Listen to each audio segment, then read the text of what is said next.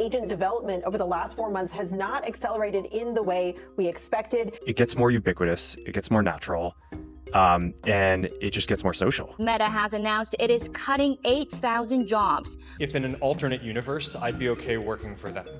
Meta plans a first wave of layoffs on May 20th, sources told. You should probably hire people who you think you'd want to be friends with. Meta is slashing its global workforce. I try to have some mercy on the people I work with.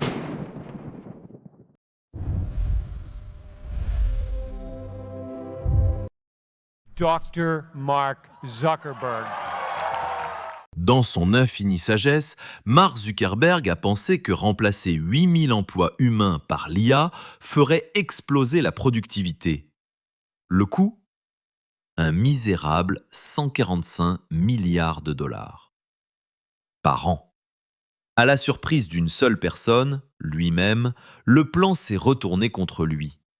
Et quand la productivité n'a pas été au rendez-vous, le blâme, cette fois, a dû aller voir ailleurs. Pouvez-vous deviner sur qui il est tombé ? Le mémo est tombé un mercredi matin en mai, horodaté et ineffaçable, installé sur le même système interne que les employés utilisaient pour réserver des salles de réunion et demander des ordinateurs portables. Certains l'ont lu avant leur café, d'autres l'ont lu en pleine réunion, les téléphones s'allumant sous la table. L'objet promettait une transformation. Le corps du texte promettait autre chose, qu'environ 8000 d'entre eux, un tiers des effectifs de Meta, ne seraient pas nécessaires pour la suite.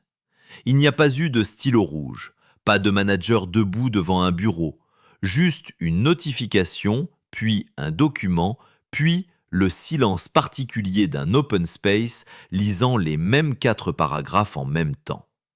Selon les informations de CNBC du 20 mai 2026, les coupes ont touché le plus durement les équipes d'intégrité, de cybersécurité, de conception de contenu et Reality Labs, tandis que l'infrastructure de l'IA, les modèles de fondation et les groupes de monétisation de l'IA sont restés largement intacts.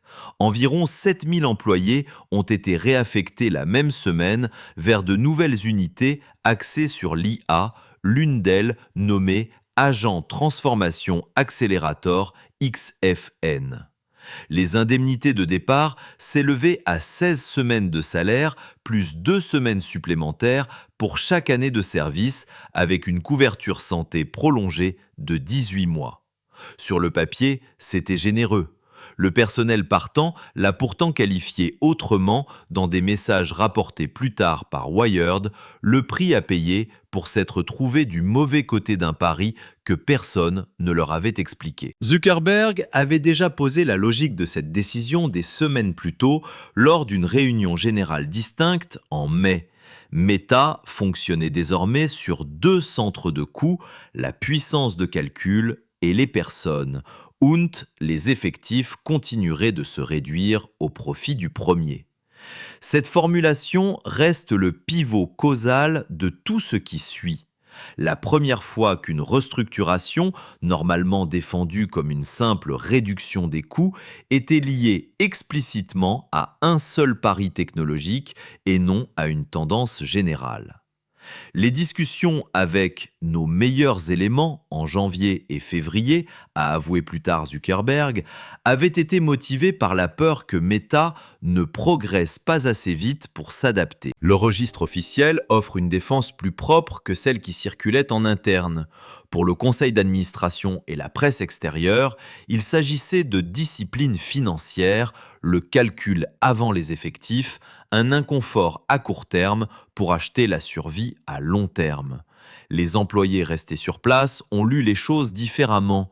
Un membre de l'équipe juridique de Meta a déclaré à Wired que le moral avait chuté parce que le personnel américain survivant avait l'impression d'être utilisé pour entraîner les modèles mêmes construits pour les remplacer.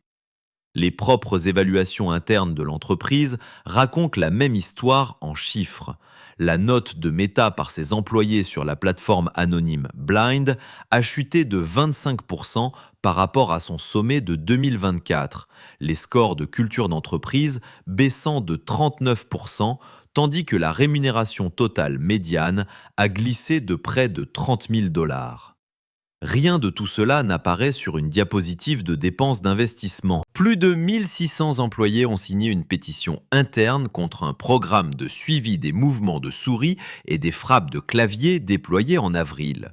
Ils soutenaient que l'outil capturait leur travail pour entraîner les systèmes mêmes utilisés pour justifier leur licenciement. Le retour de bâton a été rapide. Lors d'une réunion plénière diffusée en direct, un employé a interrompu un haut dirigeant de l'IA pour lui dire, dans des termes rapportés plus tard sans détails publiables, exactement ce que la salle pensait. La restructuration propre que Zuckerberg avait promise n'était, selon ses propres termes des mois plus tard, pas propre du tout. Ce que le mémo lui a coûté n'était pas mesurable en indemnité de départ ou en prévision de dépenses. Cela lui a coûté la seule chose qu'une restructuration de ce type est censée acheter directement, la présomption qu'il savait quelque chose que la salle ignorait. En juin, 8000 personnes étaient parties. La certitude qui justifiait leur absence était encore, de son propre aveu, non prouvée.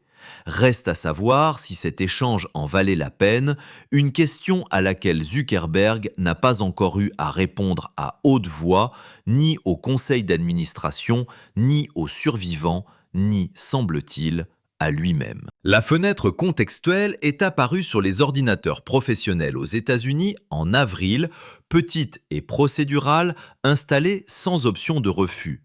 Elle enregistrait les frappes de clavier et les mouvements de souris discrètement, en continu, sur les machines même utilisées pour écrire le code censé permettre aux agents d'IA de Meta de rattraper enfin leur retard. Meta l'a appelé Model Capability Initiative.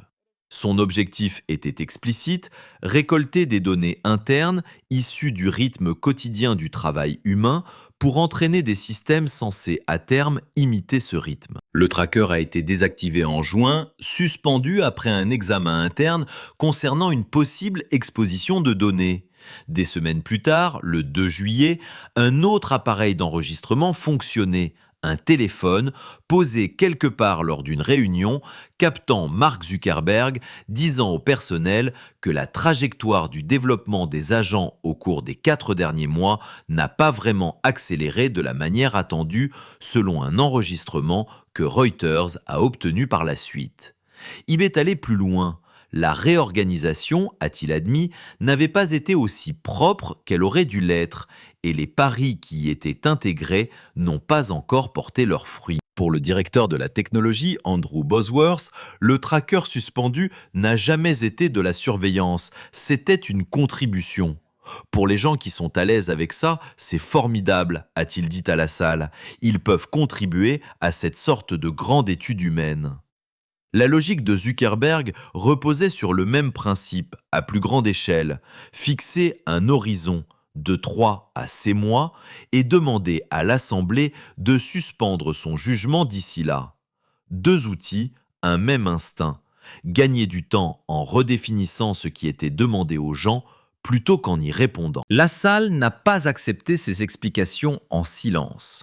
Plus de 1600 employés avaient déjà signé la pétition contre le tracker.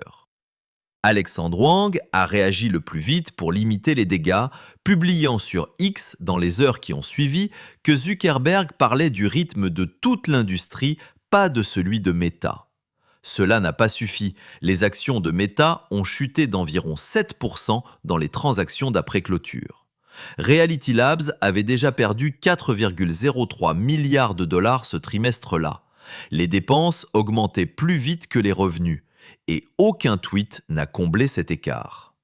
Ce que ces 2 appareils lui ont coûté n'étaient pas des données ou des titres de presse, c'était la dernière certitude incontestée au sein du bâtiment, que la personne qui court vers l'avenir a le droit de décider, seule, de ce que la machine et les personnes derrière elle lui doivent encore.